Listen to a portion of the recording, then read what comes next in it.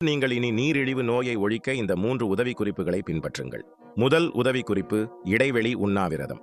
இந்த முறை உண்ணும் மற்றும் உண்ணாவிரத காலங்களுக்கு இடையே சுழற்சியை உள்ளடக்கியது.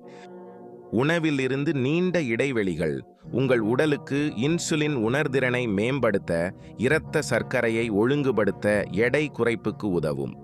16 மணி நேரம் உண்ணாவிரதம் வைத்து 8 மணி நேரத்தில் உணவு உண்ணும் 16 முதல் 8 அட்டவணையுடன் தொடங்கவும்.